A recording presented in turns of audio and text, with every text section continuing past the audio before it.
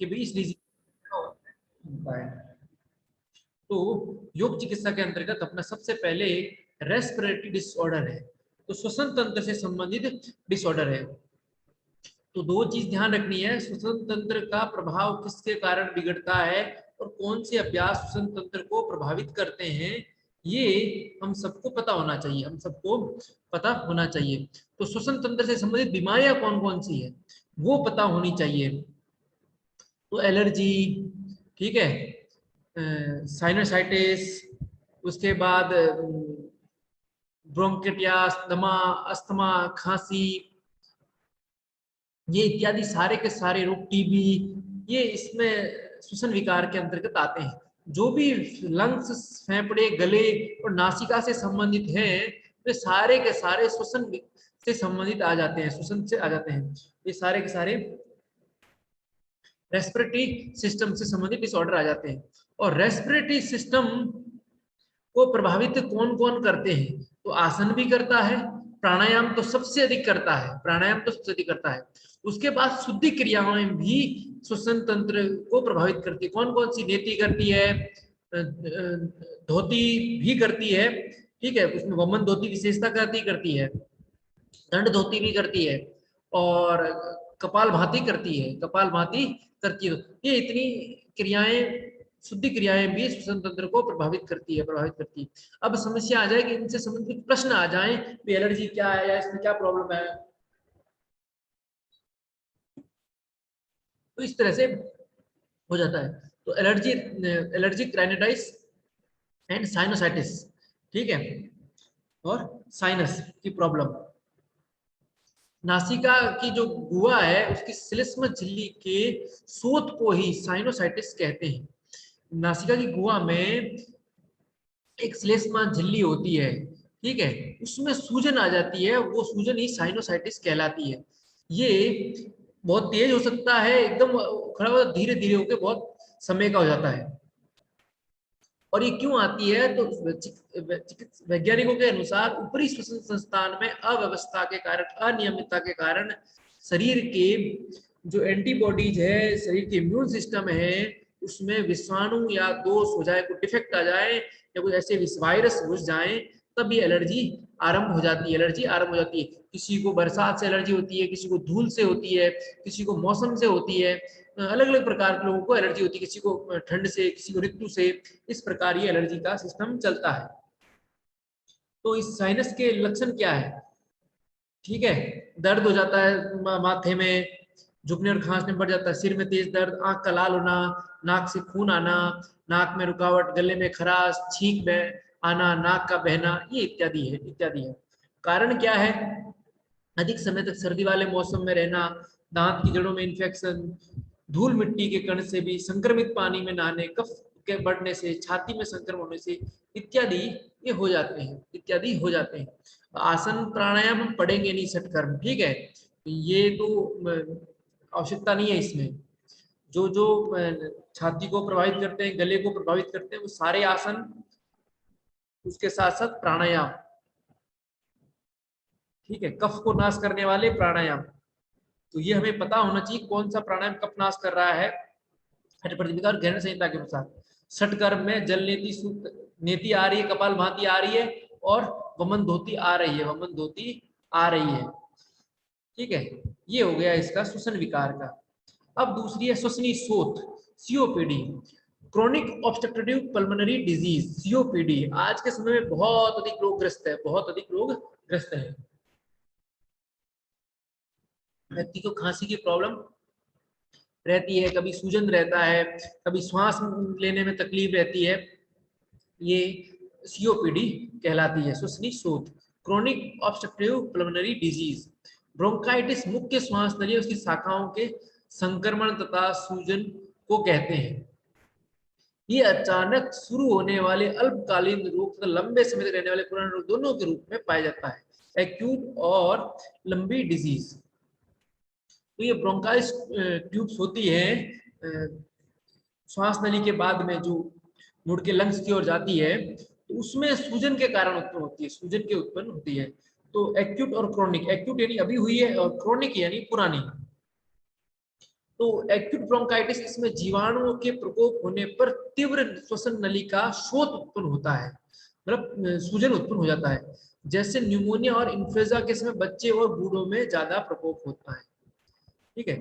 तथा chronic bronchitis ये 40 वर्ष की आयु के पश्चात आरंभ होता है और वर्ष में कम से कम 3 महीने कफ अधिक रहता है, शरीर में खरखर खांसी रहती है, सूखी खांसी रहती है, गीली खांसी आती है इत्यादि है। दोनों ब्रोंकाइटिस अस्थमा के लक्षण क्या है इस ब्रोंकाइटिस सीओपीडी के? तो एक तो सूखी खांसी और ऊपरी छाती में दर्द, पीड़ा, छाती में जकड़न, थोड़ा सा भी चलने पर, सीढ़ियां चढ़ने पर श्वास का फूलना, श्वसन में आवाज, श्वास लेते समय आवाज आना श्वास की, सिर में पीड़ा, पीठ में पीड़ा।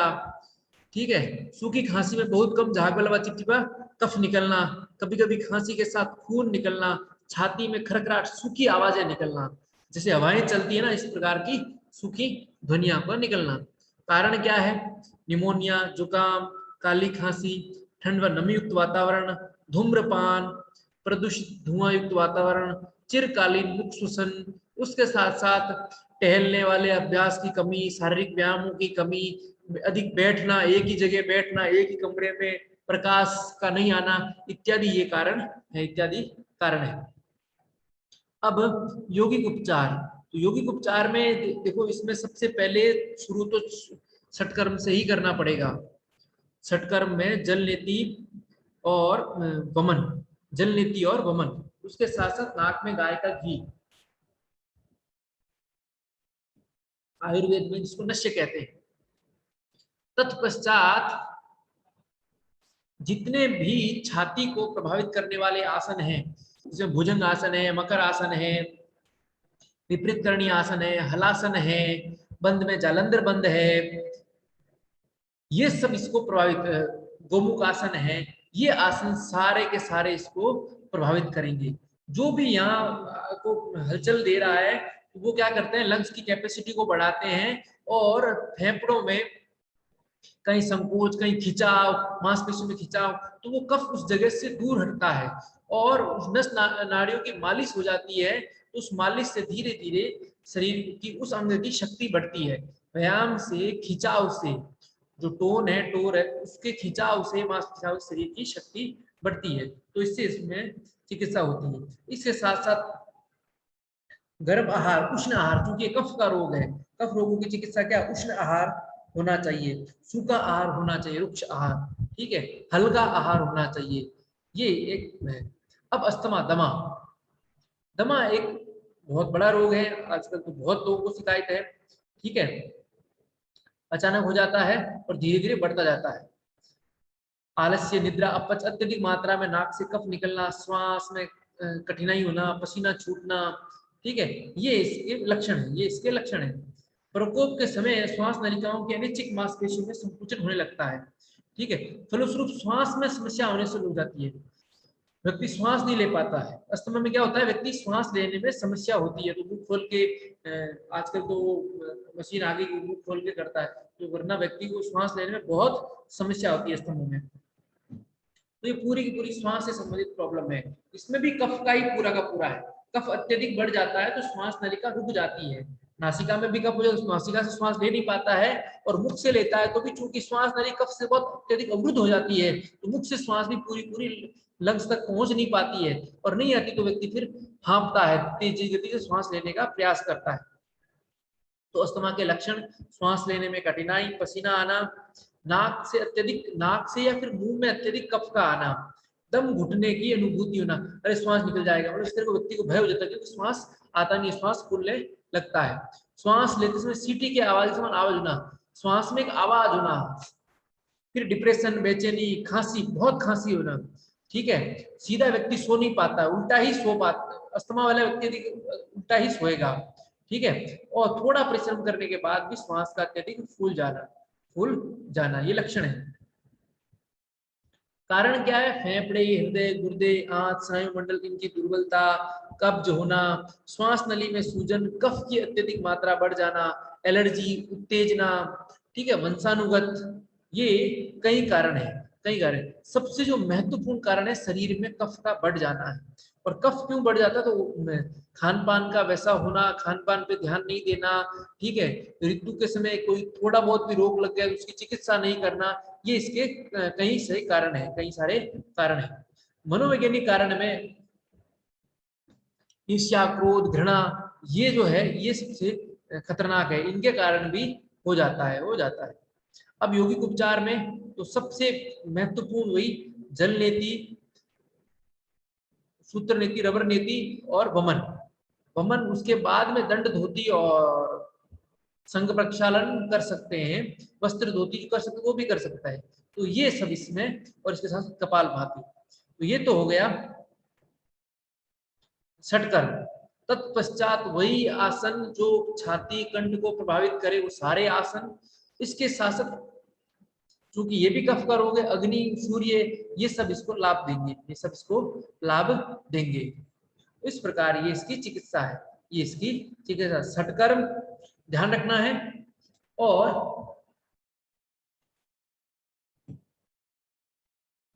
आसन, आसन जो इस रीजन को पूरे को प्रभावित करेगा। बंद मुद्राओं के दौरान विपरीत करणी मुद्रा, बंद में सब जो भी कफ के रोग है, जालंधर बंद बहुत उपयोगी है, बहुत उपयोगी है। तो ये ध्यान रखना है, क्योंकि अधिकतर महामुद्रा में, महाबंद में, महावेद में, इन सब में भी लगभग जालंधर बंद का निर्देश है। तो ये मुद्राएं भी फिर उपयोगी हो जाती है, मुद्राएं भी फिर उपयोगी हो जाती है। अगला रोग है, ये भी कफ का ही रोग है, ट्यूबरकुलोसिस टीबी, राज यक्ष्मा, राज यक्ष्मा, क्षय रोग भी कहते हैं, क्षय रोग भी कहते हैं। अब तो इसकी एलोपैथी में चिकित्सा आ गई है और हो गया, वरना एक समय में ये सबसे खतरनाक बीमारी थी, संक्रामक बीमारी भी, एक से दूसरे में फैलने वाली। अब तो लगभग कंट्रोल में है, लेकिन फिर भी बहुत से लोगों को हो जाती है, ठीक है। ये कफ रोगों के कारण ही धीरे धीरे शरीर की जीवनी शक्ति, शरीर के अंदर धातुओं की कमी हो जाती है, तो फिर ये टीबी रोग हो जाता है, टीबी हो जाता है। ये माइकोबैक्टीरियम ट्यूबरकुलोसिस से फैलती है, जो हमारे फेफड़े को नुकसान पहुंचाता है, और फेफड़ों से रक्त प्रवाह के साथ ही शरीर में अन्य स्थानों पर भी पहुंच जाता है। तो फिर व्यक्ति कमजोर होने लगता है, फिर व्यक्ति कमजोर हो जाता है। हड्डियों के जोड़, लिम्फ नोड, ग्लैंड्स, आंत, मूत्र प्रजनन तंत्र, त्वचा के अन्य स्थान पर, मस्तिष्क में, ये सब जगह फैल जाता है, फैल जाता है। ये जीवाणु दूषित पानी या मिट्टी में पाए जाते हैं, और हवा के, चूंकि संक्रामक बीमारी है, जैसे कोरोना संक्रामक बीमारी है, ठीक है, ये क्या है कि एक से दूसरे में फैलने वाली बीमारी है।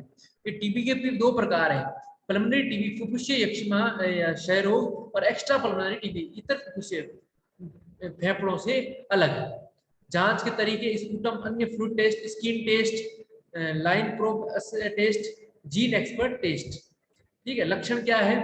लगातार 3 महीने तक, 3 सप्ताह तक खांसी आना, निरंतर खांसी, 21 दिन तक खांसी आना, खांसी के साथ कभी कभी खून आ जाना, रात में पसीना आना, ठीक है, शाम के समय बुखार आना और ठंड लगना, धीरे धीरे वजन कम हो जाना और थकावट लगना, छाती में दर्द, श्वास का फूलना, ये इत्यादि इसके लक्षण है, ये इत्यादि लक्षण है। कारण माइक्रोबैक्टीरिया, दूषित आहार विहार, कमजोर रोग प्रतिरोधक क्षमता, नमी जगह, ऐसी जगह, जलवायु जहाँ जल अत्यधिक हो, ठीक है, और फिर सबसे जो है ये स्मोकिंग, सबसे स्मोकिंग। माइकोबैक्टीरियम तपेदिक बेसिलम की खोज, इसको तपेदिक रोग भी कहते हैं, डॉक्टर रॉबर्ट कॉक द्वारा 24 मार्च 1882 में हुआ, ठीक है। टीबी का जो बैक्टीरिया है माइकोबैक्टीरियम, इसकी खोज डॉक्टर रॉबर्ट कॉक ने की। अब इसमें इसमें भी षटकर्म देखोगे तो जल लेती, कपाल भाती, ठीक है।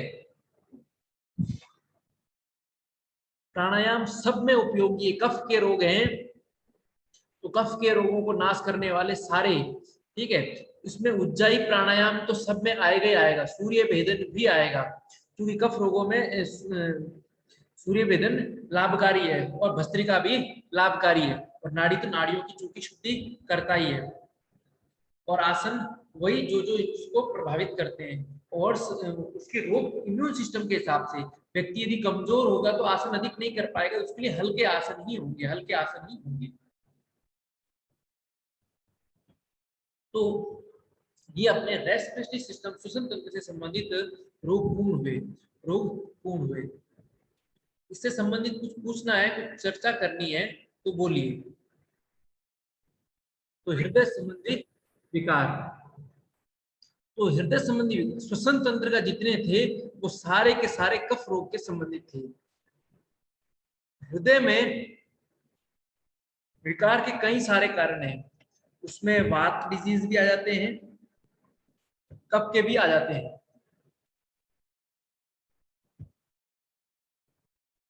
दोनों मिक्स हो जाते हैं। कई सारे डिजीज में वात होते हैं, कई सारे कफ के हो जाते हैं, कई सारे और भी कारण के हो जाते हैं। तो इसमें पहला जो रोग है हमारा उच्च रक्तचाप, हाइपरटेंशन, इसको हम हाई ब्लड प्रेशर कहते हैं। और अभी के समय लगभग धरती के 20% लोगों को तो है, लगभग धरती के 20% लोगों को ये हाई ब्लड प्रेशर कैसे न कैसे करके है ही है। और सबसे अधिक नुकसान क्या होता है अभी धीरे धीरे जो बढ़ रहा है, पैरालिसिस, इसी के कारण होता है, इसी के कारण होता है। ठीक है, हार्ट अटैक भी इसी के कारण आता है, पैरालिसिस भी इसी के कारण आता है।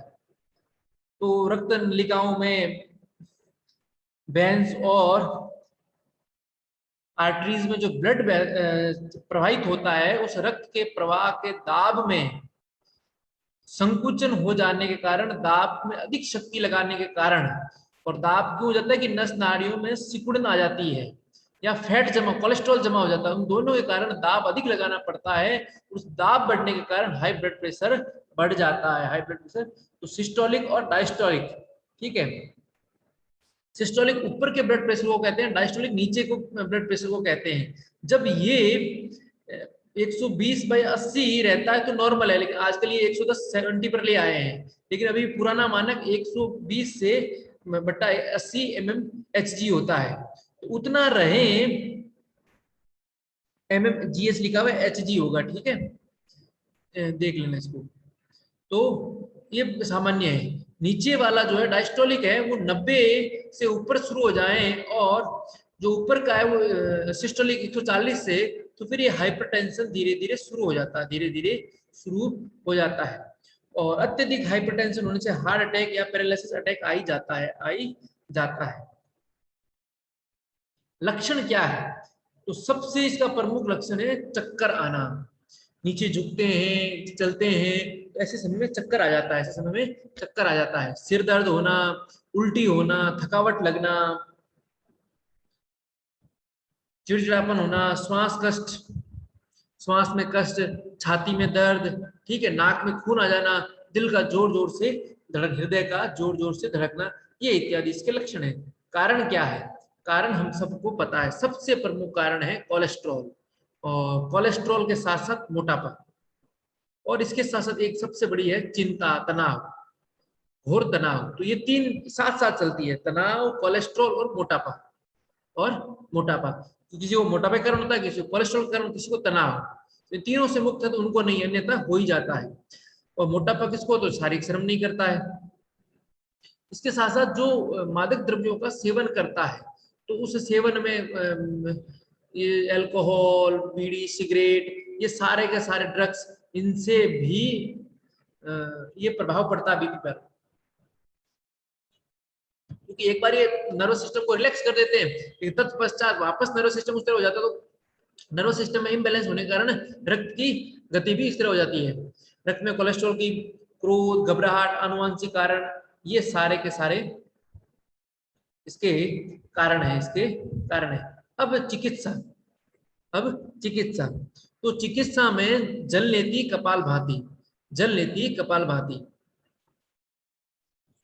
मुद्रा एवं बंध, बंद मुद्रा में जलंधर, मूल, उड्डयन तीनों लगा सकते हैं, कोई समस्या नहीं, ठीक है।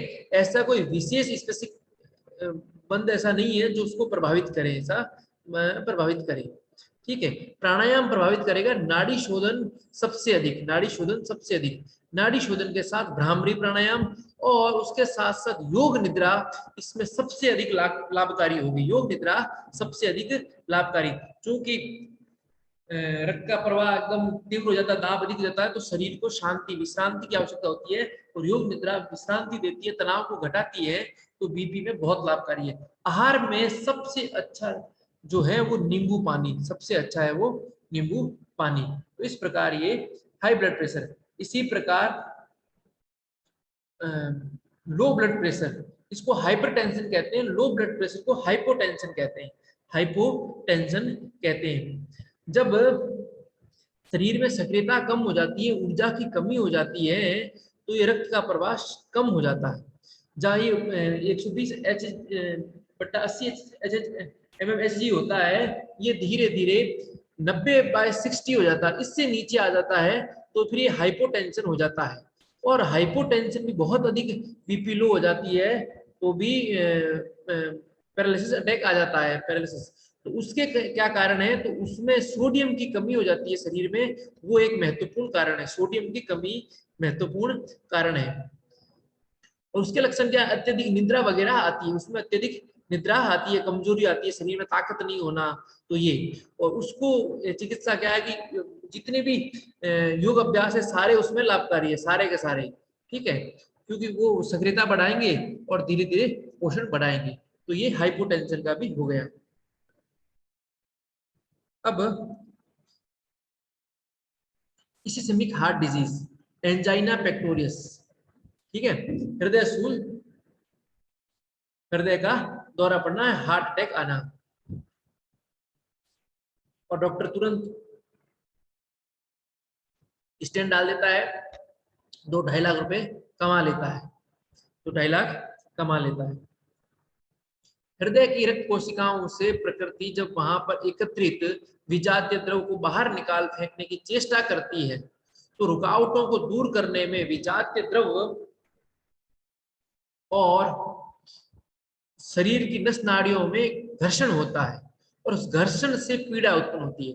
एक छोटी सी नस नाड़ी है, ठीक है, उसमें कोई छोटा सा क्या आ जाता है, विजातीय द्रव अर्थात कोशिका का कोई भी अवशिष्ट पदार्थ जो होता है या कोलेस्ट्रॉल होता है, वो उसमें वहां होता है, तो रक्त प्रवाह करने में दिक्कत होती है, रक्त का प्रवाह स्मूथली जो हो रहा था वो नहीं हो पा रहा है। अब वो रक्त का प्रवाह नहीं जा रहा था, रक्त वहां ताकत लगाता है जाने में, क्योंकि वो तो जाना ही जाना है, तो वो रक्त ताकत लगाता है, तो वो नहीं जा पाए तो वो फिर पीड़ा उत्पन्न होती है, पीड़ा उत्पन्न होती है। जैसे हम भी, महिलाएं चूड़ी पहनती है तो चूड़ी में हाथ डालती है नॉर्मल, और जो हाथ जिनका बड़ा होता है, चूड़ी छोटी होती है, तो दर्द होता है कि नहीं होता है, ठीक उसी प्रकार वो दर्द उस नस नाड़ियों में उत्पन्न होता है, और वो जो उत्पन्न दर्द है वो व्यक्ति को उद्वेलित कर देता है, और चूंकि हृदय से संबंधित होता है, रक्त का प्रवाह हृदय ही शरीर में करता है, तो व्यक्ति डर जाता है, और इसको हृदय शूल कहते हैं, जाइना पेक्टोरस कहते हैं अंग्रेजी में, ठीक है। और इसे 2 प्रकार का, एक तो जो सिंपल नस नाड़ी का होता है, और एक सचमुच बहुत अधिक ब्लॉकेज हो जाता है, तो सामान्य नहीं होता, उनके लिए सर्जरी आवश्यक होती है। और एक सामान्य से होता है तो वो सामान्य एल्कलाइन भोजन करेंगे तो उससे ठीक हो जाता है, ठीक हो जाता है, लेकिन उस समय दर्द इतना बढ़ जाता है कि व्यक्ति सोचता है कि नहीं इससे मुक्त हो जाए, तो बहुत ही अधिक दर्द होता है, बहुत ही अधिक दर्द होता है। इसके लक्षण, छाती में बाईं ओर बहुत तेज दर्द होना, छाती में भारीपन, जलन, चुभन, जकड़न, ठीक है, शारीरिक काम करने से पीड़ा बढ़ जाती है, चिंता, थकान, गुस्से, डर आदि से भी वहां पीड़ा बढ़ जाती है, ठीक है। और तेज दर्द से रोगी को पसीना आने लगता है, पसीना आने लगता है। कारण क्या है, कोरोनरी धमनियों में मेदवर्दी, मेदवर्दी यानी मांस का वहां बढ़ जाना या फिर कोलेस्ट्रॉल का आ जाना। कोरोनरी धमनी में ऐंठन या सूजन, धमनियों में ऐंठन सूजन ये बहुत कम होता है, धमनियों में सूजन आ जाए कर जाए, अधिकतर वो मेद की वृद्धि, कोलेस्ट्रॉल बढ़ जाना वही होता है, ठीक है। अब इसमें सटकर्म एकदम तो ऐसा कोई लाभकारी सटकर्म है नहीं, है नहीं, ठीक है, फिर भी हम सटकर्मों में हृदय धोती पढ़ते हैं, वस्त्र धोती, वमन धोती, दंड धोती, ये लाभकारी है होने से पहले के लिए। होने के पश्चात तो फिर ऑपरेशन करवा लेता तो फिर तो कोई मतलब ही नहीं है, फिर कोई मतलब ही नहीं है। और क्षारीय भोजन, और क्षारीय भोजन आसन्न में पहले नहीं हो तो पहले हृदय लचीला रहे, हृदय की मांसपेशियां, क्योंकि पेशी अंग है तो उसके लिए सारे आसन काम के हैं। लेकिन हो जाए तो उसके बाद हल्के आसन ही किए जाते हैं जो शरीर को अधिक प्रभावित ना करें, मांसपेशियों में अधिक खिंचाव उत्पन्न ना करें। ये ध्यान रखना है, ये ध्यान रखना है, ठीक है।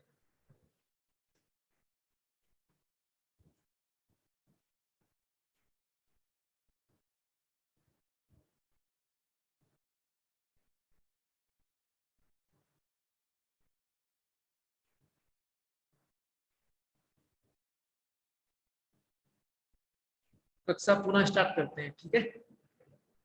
लाइट चली गई।